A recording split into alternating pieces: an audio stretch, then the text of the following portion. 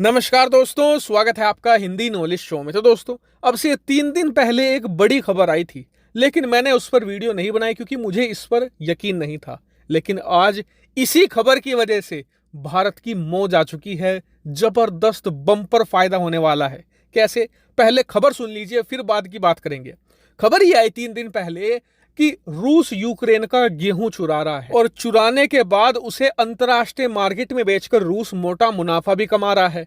इतना ही नहीं, यूक्रेन की रिक्वेस्ट पर गेहूं से लदा हुआ एक जहाज भी तुर्की ने जब्त कर लिया था, जो बताया जा रहा था कि एक रूसी जहाज था जो दुनिया के किसी दूसरे देश को गेहूं एक्सपोर्ट करने जा रहा था। अब मैं ईमानदारी से कहूं तो मुझे इस खबर पर बिल्कुल भी यकीन नहीं था।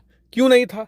देखिए, एक बार को कोई ये कहे ना कि रूस किसी का सोना चुरा रहा है, किसी की मिसाइल चुरा रहा है या कुछ और चुरा रहा है, तो मैं एक बार को उस पर यकीन कर सकता हूं। लेकिन गेहूं पर यकीन नहीं कर सकता। क्यों?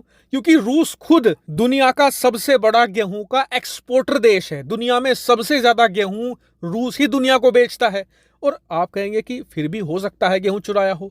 क्यों? क्योंकि रूस यूक्रेन युद्ध चल रहा है, हो सकता है कि फसल नष्ट हो गई हो। तो देखिए, ये बात आप समझ लीजिए कि युद्ध यूक्रेन में चल रहा है, रूस में नहीं। और रूस में इस साल भी फसल बहुत जबरदस्त हुई है। उनके पास गेहूं की कमी नहीं है। इसके अलावा उल्टा उनके पास तो गेहूं सरप्लस में पड़ा है। क्यों? क्योंकि प्रतिबंध लगे पड़े हैं। वो ज्यादा देशों को गेहूं नहीं बेच पा रहे।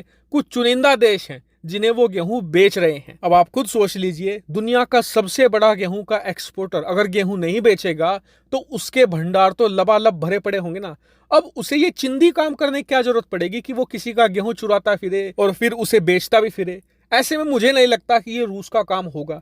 इतना ही नहीं, मुझे उल्टा ये लगता है कि पिछले कुछ दिनों में रूस के गेहूं पर बैन लगा हुआ था, जिससे कि पश्चिमी देशों की खूब आलोचना हो रही थी कि जी आप दुनिया को भूखा मरवाएंगे, आप दुनिया के सबसे बड़े एक्सपोर्टर को गेहूं बेचने से रोक रहे हैं। इस वजह से दुनिया भर में गेहूं के दाम भी आसमान छू रहे हैं और दुनिया भर में भूखमरी फैलने की भी संभावना है। ऐसे में आप गेहूं पर प्रतिबंध ना लगाइए।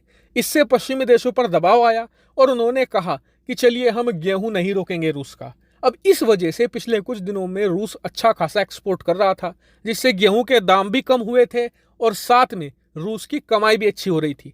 तो ऐसे में यह संभावना हो सकती है कि रूस को रोकने के लिए इनडायरेक्ट तरीका ये अपनाया गया है कि ये कहना शुरू कर दो कि रूस गेहूं चुरा कर बेच रहा है यूक्रेन का, जिससे कि उसकी शिप जब्त कर ली जाए और फिर रूस चाहकर भी गेहूं दुनिया भर में ना बेच पाए और रूस का मुनाफा ना हो। तो खैर, मामला चाहे इसमें कुछ भी हो, लेकिन भारत के लिए एक और गोल्डन दरवाजा खुल चुका है। वो कैसे?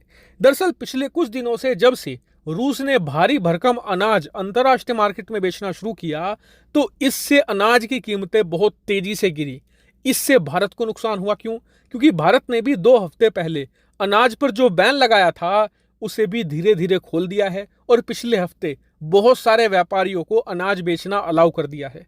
लेकिन इससे भारत का फायदा नहीं हो पा रहा था क्योंकि अनाज की कीमतें बहुत गिर चुकी थी। लेकिन परसों जब से तुर्की ने रूस का अनाज वाला जहाज पकड़ा है ना, दुनिया भर में अनाज की कीमतें और बढ़ना शुरू हो चुकी हैं और कहा यह जा रहा है कि आने वाले दिनों में रूस का एक्सपोर्ट बिल्कुल कम हो जाएगा और अनाज की कीमतें छप्पर फाड़ तरीके से ऊपर जाएंगी और सारे रिकॉर्ड तोड़ देंगी, जिससे कि भारत के अनाज एक्सपोर्टर्स को एक और बहुत बड़ा मौका मिलने वाला है अनाज बेचकर मोटा मुनाफा कमाने का। और ना सिर्फ व्यापारियों को इससे फायदा होगा बल्कि हम सभी लोगों को भी होगा। वो कैसे? दरअसल जब अनाज का एक्सपोर्ट किया जाएगा ना, तो उससे भारत के खजाने में विदेशी मुद्रा भंडार भी आएगा। और आपको बता दूं कि विदेशी मुद्रा भंडार से ही सरकारें महंगाई को संभालती है और आने वाला 1 साल बहुत मुश्किल होने वाला है, क्योंकि दुनिया भर के तमाम अर्थशास्त्री कह रहे हैं कि आने वाले कुछ महीनों में आर्थिक मंदी आ सकती है। एक ग्लोबल रिसेशन की पूरी संभावना है। ऐसे में अगर भारत सरकार के हाथ में विदेशी मुद्रा भंडार होगा ना, तो सरकार भी मंदी से लड़ने के लिए विदेशी मुद्रा भंडार का इस्तेमाल करेगी। देश की जनता को राहत भी विदेशी मुद्रा भंडार से मिलेगी और हमारा देश मंदी में अगर जाने से बचेगा तो इसका सबसे बड़ा कारण होगा भारत का विशालकाय विदेशी मुद्रा भंडार। हालांकि अब आपका काम यह है कि आपको मुझे कमेंट करके यह बताना है कि जो रूस पर इल्जाम लगाया जा रहा है गेहूं चोरी का, क्या इसमें आप मेरे तर्क से सहमत हैं या आपको लगता है कि वाकई में ही रूस ने गेहूं चुराया होगा? कमेंट करके जरूर बताएगा। फिलहाल इस वीडियो में इतना ही। Thank you very much for watching video.